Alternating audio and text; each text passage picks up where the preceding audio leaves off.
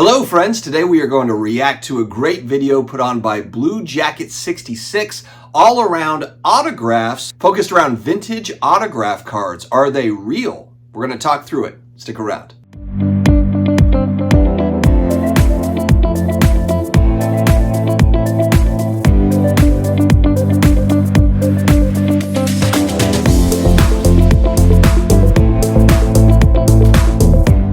What's going on, sports card hobby family? We are back again, another day, another sports card video. Hope everyone had an amazing Christmas for those that celebrate it. I'm still kind of battling the flu cold thing, but I'm on the back end of it, so hopefully we are all good heading into the new year. Call me a crybaby, you can say. Huge thanks to today's video sponsor, COMC.com, your home for buying, selling, and flipping all the hottest trading cards. Their consignment marketplace now home to over 33+ million trading cards, from baseball's biggest stars like Shohei Ohtani, Aaron Judge, and Mookie Betts to Marvel favorites like Spider-Man, Thor, and Captain America. COMC has something for every type of collector, so make sure to visit COMC.com today to build out your collection with your favorite cards. Check them out. I think of it as the Disneyland for card collectors. All right, great video here over the last couple of days from Blue Jacket 66 YouTube channel, and he's basically just dissecting the higher rate of autographed, and he's talking mainly baseball cards, and this is aftermarket, so we're not talking about autographs that come out of packs in newer product. He's talking more about,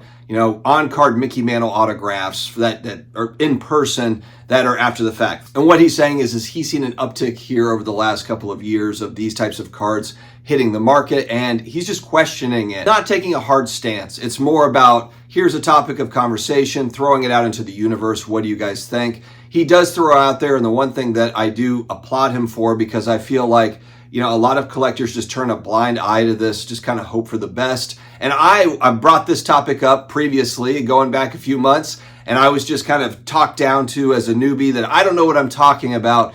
I personally think that the aftermarket autograph part of the hobby is the most complex that there is. I think it's very difficult for grading companies to really decipher. You know, I know PSA and BGS, they do a great job to authenticate the best that they can these autographs, but it's very, very difficult. One thing that Blue Jacket 66 said in his video is, hey, if you gave me a couple months just to drill down and really practice an autograph, I could probably get an autograph by. I don't think that he's wrong there. This isn't rocket science. I think people that are highly motivated, they can do this. They can get this by. It's not out of the question, and we've seen it over the decades of sports memorabilia being faked. You know, autographs, Operation Bullpen, the FBI was all over it, Operation Foul Ball. You know, this is just a couple of examples of where, you know, the FBI has been investigating fake, counterfeit, sports memorabilia type stuff. So why wouldn't it kind of continue on, especially when you consider the ascension of prices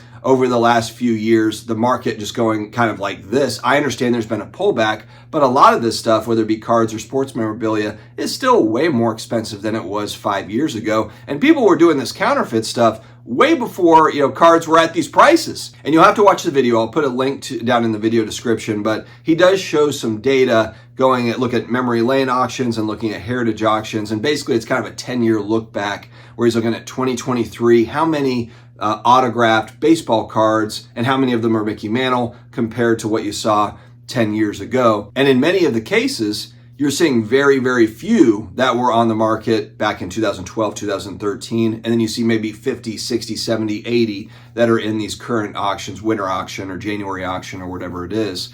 And it could just be that this has just become a more popular segment. I mean, I remember going to the National and I was just absolutely shocked at the one that stands out to me. And this was many, many different players, Ken Griffey Jr.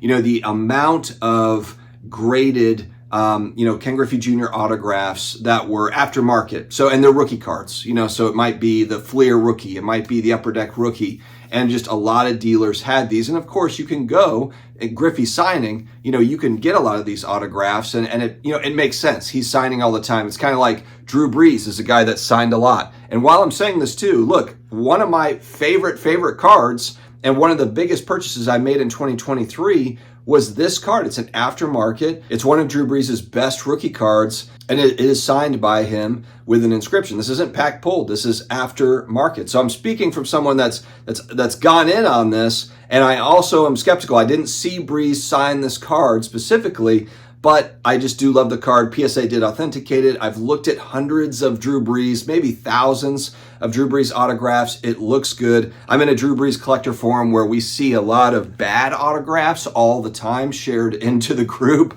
And so, but look, I mean, could that have been someone that took it and just got really good at signing Drew Brees autographs? It could be. You know, we just don't know. And that's not a discredit to PSA or BGS that do grade autographs. Just, I don't think that we can downplay the complexity of that part of the hobby. It's extremely, extremely difficult to be able to pull that off. Put out there, SGC is a sponsor of my channel. They don't authenticate aftermarket autographs. They do for manufactured autographs, the stuff that does come in packs, but it's because it's already been authenticated by a Panini or an Upper Deck or whoever you're sending it into. And maybe that's part of the reason is the risks involved with trying to authenticate these sorts of things. Also, it's not a knock on PSA or BGS. I'm glad that there are a couple of companies, strong companies, that are grading autographs and doing their best to grade them. And I know that they've got expertise in it. So it's not as if it's just people that don't know what the heck they're doing.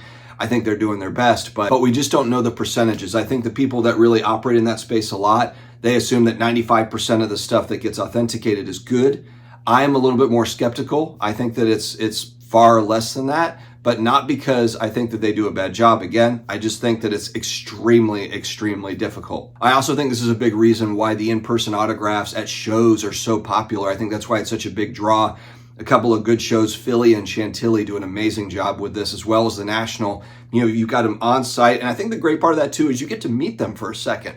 You know, it's not like you can stand there for 5 minutes and talk to them, but you actually get in front of your favorite player for 30 seconds, 60 seconds. You get the autograph, you get to tell him. I did this with Barry Sanders going back to the National Atlantic City. I told him, oh, you're the greatest. I could barely speak.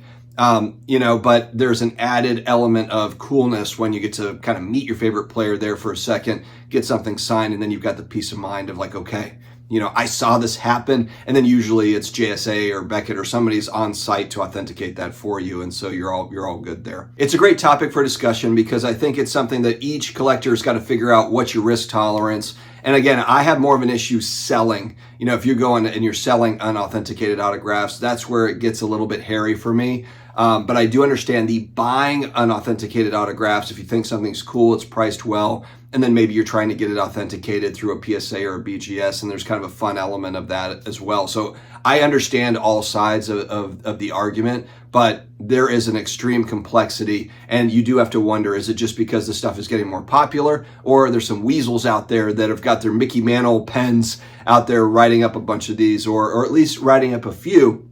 Because frankly, with the prices the way that they are, I don't know if they necessarily need to pump out hundreds of these. It's like if they could just trickle in, you know, a few here, a few there, they're probably doing very, very well. So it's just something to keep in mind as we move into 2024. Let me know down below, what are your thoughts on this? Do you think that a lot of the kind of these aftermarket autographs are good, or is it like, you know, we're probably seeing a little bit of the Operation Bullpen stuff coming out of the woodwork, or maybe there's some newbies in here that are trying to get one by on us. All right, guys, stay healthy, stay awesome, and I will talk to you again later.